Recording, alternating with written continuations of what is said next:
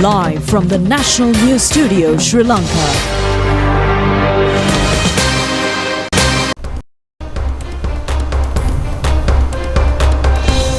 Bringing you the news from Sri Lanka and across the world, it's your national news broadcast on Sri Lanka Rupavahini Corporation. My name is Siobhan Pereira. A very good evening. I'm Dilanjali Ananda, and these are the headlines for tonight.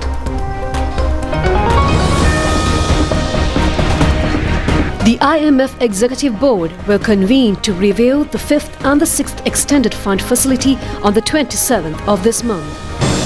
Two persons who removed parts of the Vanavasala railway track remanded. Train services resume.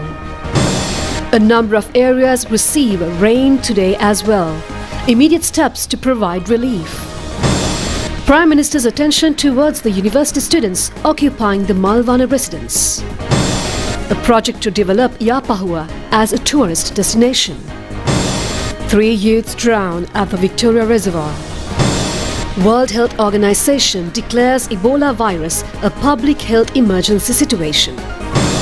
Sri Lanka wins both men's and women's championships at the 7-a-side Central and South Asian Rugby Tournament.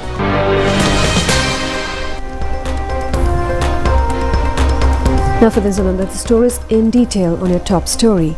The International Monetary Fund has decided to convene its executive board on the 27th of this month to make a decision regarding the 5th and 6th reviews of the Extended Fund Facility Program for Sri Lanka.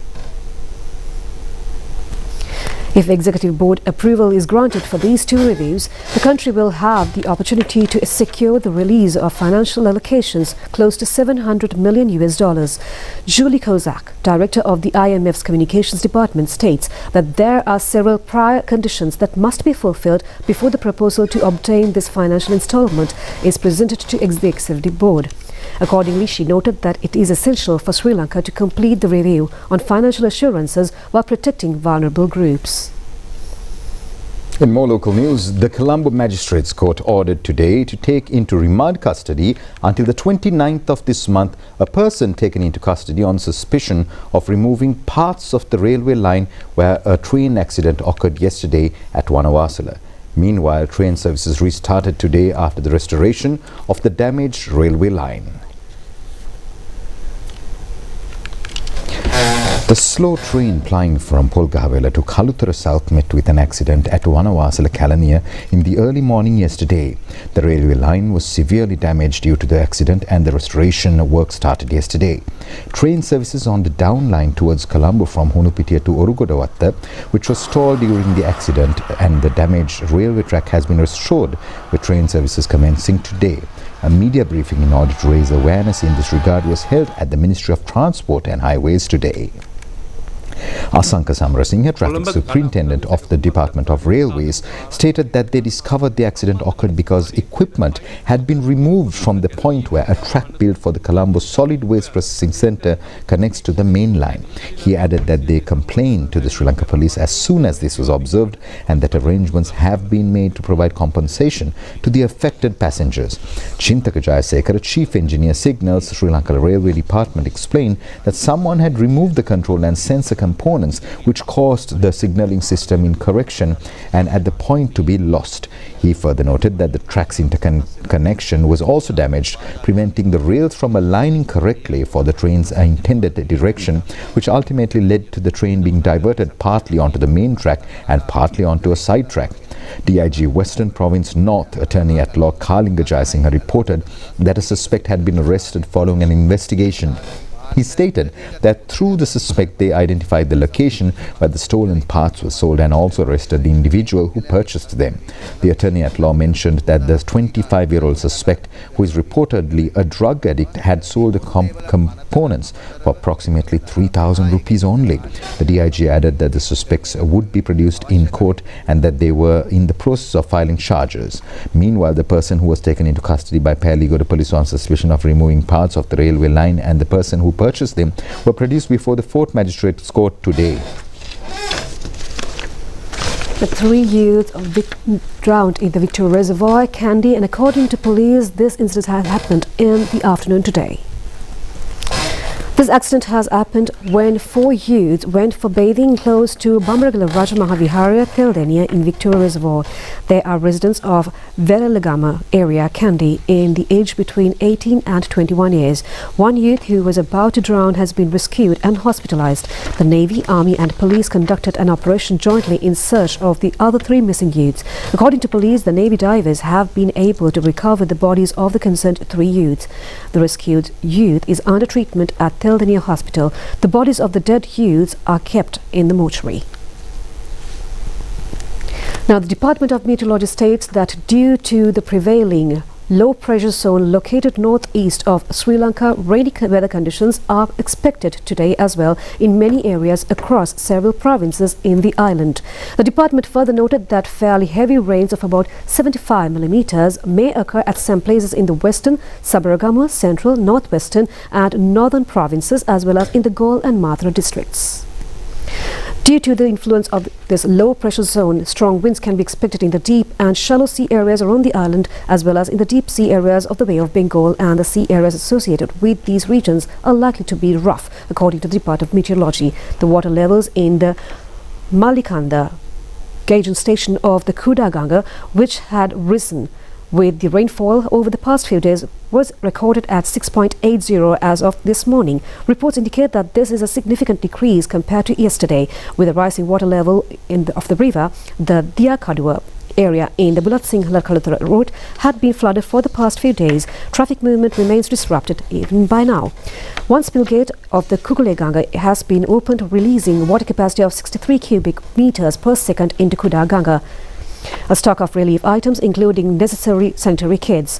With the incessant rains being received in the Kirindi Oya catchment areas, Valavaya, the water level of the Kirindi Oya has increased. The Monaragala Irrigation Engineer's Office announces that the people on both sides of the Oya should stay alert. Malik Fernando, the duty meteorologist, stated that the system was located to the north of the island, away from the land. However, he noted that its impact was still felt to some extent. He reminded the public to pay attention to the upcoming forecasts and announcements issued in this regard. He further mentioned that some characteristics of the monsoon condition were already present. Nevertheless, he added that other factors needed to be fulfilled for the monsoon to be fully established. Minister Saroja Savitri Paulraj says that legal proceedings for justice towards victimized women and children will be conducted safely and confidentially. Now, she added that certain quarters are spreading false allegations in social media for narrow political gain.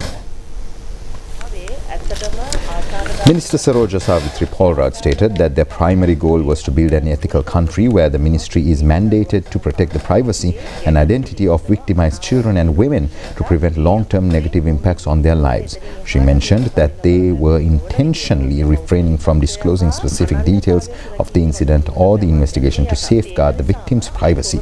She strongly opposed attempts by the opposition and other groups to undermine public trust in law enforcement agencies, asserting that maintaining confidence in legal institutions and officers is essential for an ethical, law-abiding nation. She clarified that they had not ignored any necessary action but remained silent to providing and avoiding politicizing the event. She said that the children were currently under medical supervision and the oversight of the National Child Protection Authority. Furthermore, since the child's mother had been remanded as a suspect, the ministry had intervened under the Children's Act to place the child's younger sister and a niece into protective care as well. The minister emphasized that the police were leading the prosecution, having already recorded statements, conducted scene inspections and sent physical evidence for forensic analysis. She noted that further exposure of the child to courts and external parties was unnecessary. Regarding legal representation, she stated that while the nature of the case made certain legal criticisms irrelevant, they were grateful to the lawyers who had volunteered to help. She added that they had requested the Attorney General's intervention to handle the necessary legal proceedings. Finally, the minister confirmed that the suspects were arrested following a motion filed by the ministry and the NCPA, and assured the public that the NCPA would continue its legal and regulatory duties without negligence. Prime Minister Dr. Harini Amarasuri has paid attention to the incident of a group of university students occupying a residence at Malvana, which is under Dompe Divisional Secretariat Division, since several days. The Minister of Education, Higher Education and Vocational Education in a communique states that a discussion under the guidance of the Prime Minister is to be held tomorrow with the concerned parties regarding the demands of those students. Now, medical experts have warned that despite the success of bone marrow transplants for blood cancer patients, a failure to strictly adhere to medical advice post-surgery can lead to life-threatening complications. Speaking at a public awareness program, specialists highlighted the critical importance of long-term care, infection prevention and lifestyle management. The program, organized by the Bone Marrow Transplant Survivors Association, aimed to educate caregivers and patients on navigating life after a transplant. The informative session focused heavily on patient safety and the essential guidelines required for long-term recovery. It provided a platform for interactive discussions and allowed supervisors to share their personal experiences regarding post-operative challenges. Addressing the gathering, prominent medical professionals noted that Sri Lanka faces a significant burden with thousands of new cancer diagnoses each year. Leading the discussion was Dr. Mallika Arjun Kalashetty, a consultant in hematology and bone marrow transplantation from India, alongside several local specialists in the field. In autologous transplantation, we bank on the ablative chemotherapy that is given before reinfusion of the stem cells. So essentially what we do is, these are the patients with cancer who have cancer of such severity that with conventional chemotherapy it is not going to go away, or at least not going to achieve deeper remission. So we treat cancer, bring it under control, and we collect stem cells before we give them conditioning chemotherapy. Dr. Buddhika Somawardana, hematologist, said that approximately 15,000 to 18,000 new cancer patients are diagnosed in Sri Lanka annually, with about 2,000 of those being blood cancer cases. Such patients are referred to hematologists, and currently there are only about 4 such specialists in the country. Pre-transplant treatment, the bone marrow transplant itself and the long-term follow-up care are equally vital for these patients. A transplant alone does not guarantee a cure, as there is a lifelong responsibility to monitor and care for the patient.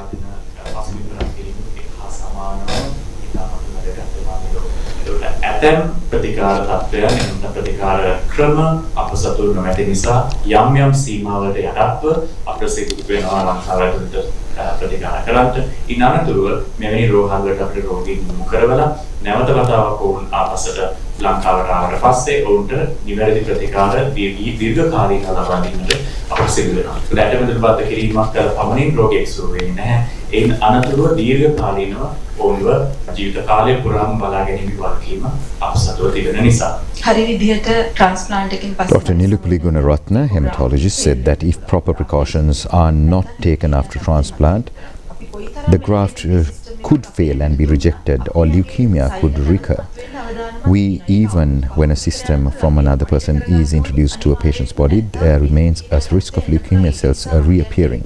Therefore, it is important to monitor patients closely for at least 5 years through frequent medical examinations. It is a misconception to assume a patient is fully cured immediately after leaving a transplant unit. And now we go into a short break. When we come back, more local news. Stay tuned.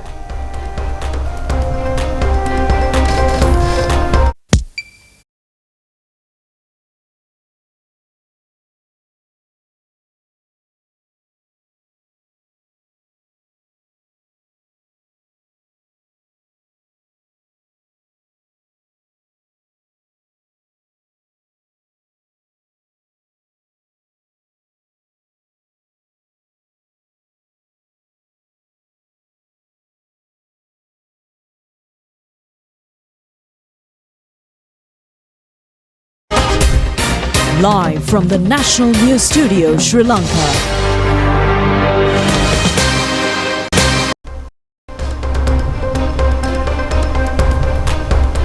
And we're back with more local news, and what a wonderful backdrop to have as well. Now, a project titled Management of Yapahawa Cultural Tourist Heritage commenced yesterday. Now, it was commenced to promote Yapahawa area as a main tourist destination in the Kurunegala district. A sum of 2,000 million rupees will be spent for this project. The main objective of this project to be implemented by the Central Cultural Fund is to safeguard archaeological heritage and to use them towards the economic and social progress of the country. It is also expected to raise the living condition of the people as well. And extensive research has also been planned centered on the inner and outer Yapahua town in the future. Infrastructure development for local and foreign tourists, construction of a modern museum and providing facilities for disabled tourists has also been planned under this project. Minister Dr. Hinidumusilian Senavi stated that the government has been able to initiate this project because of the state policies were carefully formulated with foresight. He mentioned that the government had successfully collected 1.2 trillion rupees to the treasury last year and parts of those funds were being used for these development activities, emphasizing that the name of no government or minister appears on the plaque. As these projects are funded by the people's tax money, more than 2 billion rupees have been allocated for archaeological heritage conservation. He clarified that the project starting on May 16th does not rely on future loans or newly printed money, as the Central Cultural Fund already possesses the total amount. The minister added that they plan to upgrade the Yapahua railway station, which is currently a small stop, so that all express trains can stop there, allowing tourists to easily access the site with improved facilities.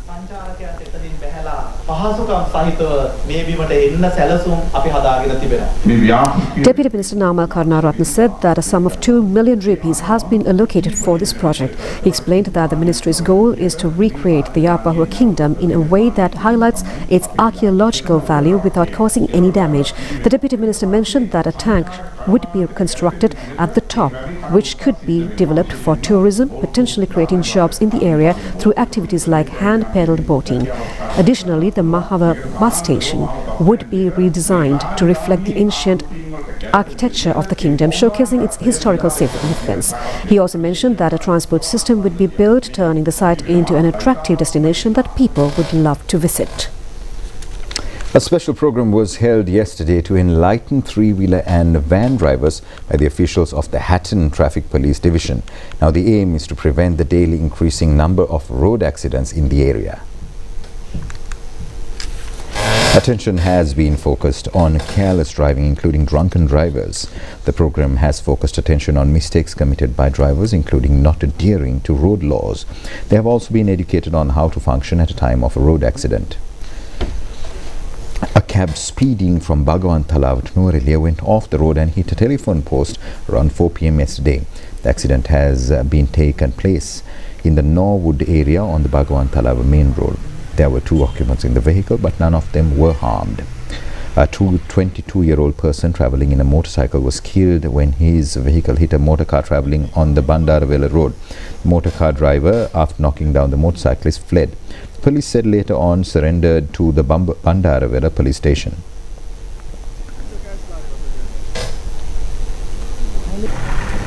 A tractor has collapsed in the Attalapitia area in the Bandaravela area last afternoon. It is believed to be a technical defect in the tractor that has caused the accident occurred in the Watagamua road in Bandaravela. The Commonwealth Health Coordination Conference, held parallel to the 79th World Health Assembly, took place yesterday in Geneva, Switzerland. Health Minister and senior officials from Commonwealth nations participated in the event. The primary objective of this conference is to formulate a joint plan for cancer boards among Commonwealth countries. Organized by the Commonwealth Secretariat, the session was chaired by the former Health Minister of Ghana, His Excellency Leslie Ramsamy. Representing Sri Lanka, Minister Dr. Nalinda Jathis attended the conference in his capacity as the Minister of Health as well as the Chairman of the Southeast Asia Regional Conference of the World Health Organization. Secretary to the Ministry, Dr. Anil Singha, along with a delegation of senior officials from the country's health sector, also attended the event. The 79th World Health Assembly will continue until the 23rd of this month. 2 medical machines used for the treatment of leptospirosis and leukemia patients were recently donated to the Ministry of Health. The value of the donation exceeded 50 million rupees and it was provided by Premium International Private Limited. These machines can be utilized to manage several diseases commonly reported in the country, control immune system related disorders and provide specialized care required for patients before and after organ transplantation. A special hospital management meeting was recently held at the National Hospital chaired by Deputy Minister Dr. Hansaka Vijayamani. This was conducted with the aim of providing prompt solutions for the patient care services, administrative matters and other challenges at the National Hospital of Colombo. And we're going to a short break. When we come back, foreign news on the other side.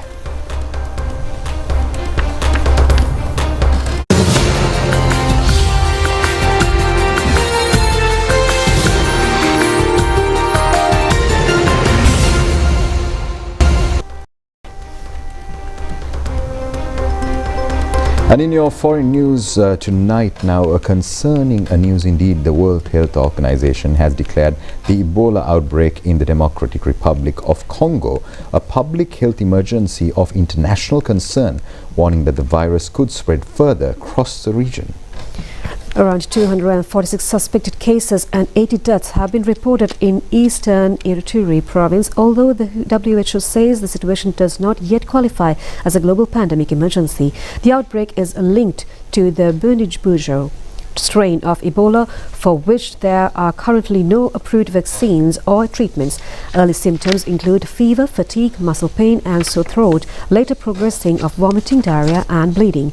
WHO says confirmed cases have now spread beyond Congo, with infections reported in neighboring Uganda and in the eastern city of Goma.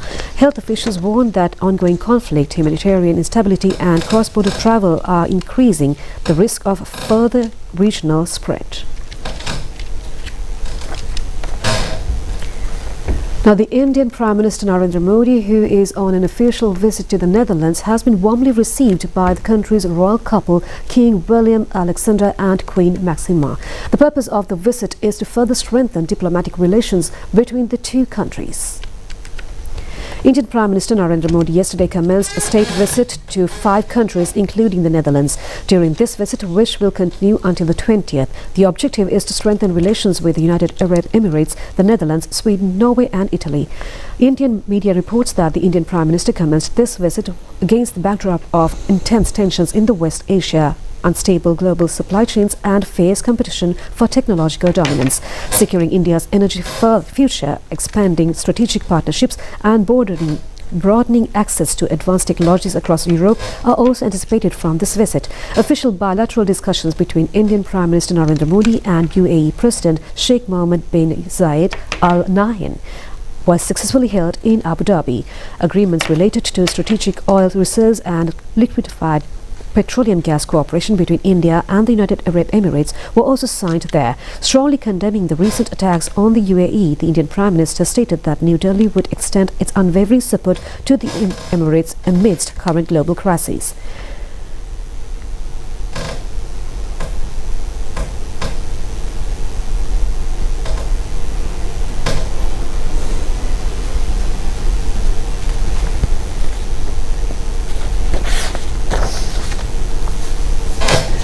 In the 1970s, ABBA made a name for themselves after winning the Eurovision competition, and the 2026 Eurovision Song Contest 2026 has ended with a historic first-time victory for Bulgaria as singer Dara won the competition with her energetic track Banga Ranga.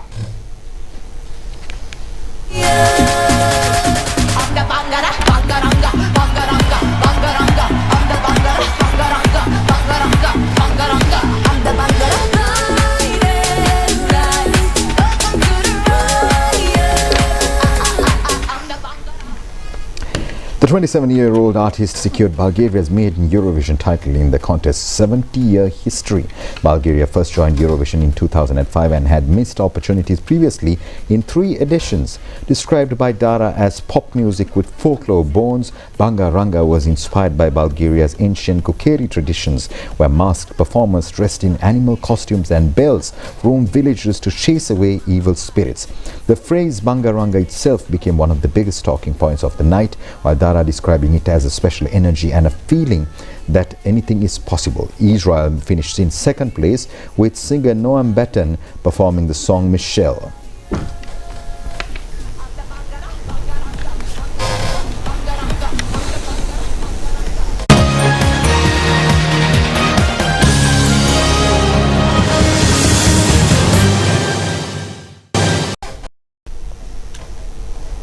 Good news for sports and Sri Lankan sports indeed. Now Sri Lankan players have been successful in winning both men's and women's championship trophies in the seven-a-side Central and South Asian Rugby tournament match conducted in Uzbekistan today. The Sri Lanka men's rugby team has entered the finals as an unbeaten side. They beat Uzbekistan by 29-7 and entered the finals this morning. In the finals, Sri Lanka's rivals were India. Sri Lanka men's rugby team, which played fighting rugby from the beginning, was leading 14-5 at halftime. In the second half as well, Sri Lanka team played brilliantly and was ahead 17-5. Accordingly, the Sri Lanka men's rugby team won the match 31-10.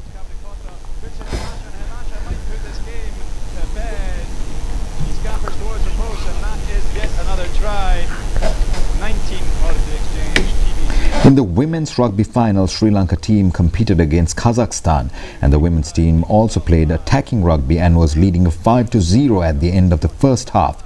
In the latter half, Sri Lankan players added 22 points to its tally, but the Kazakhstan players failed to score a point. Accordingly, the Sri Lanka women's team won the trophy by defeating Kazakhstan team 27-0. The Commonwealth Chess Championship commenced today under the leadership of the President of the World Chess Federation, Arkady Vukovich.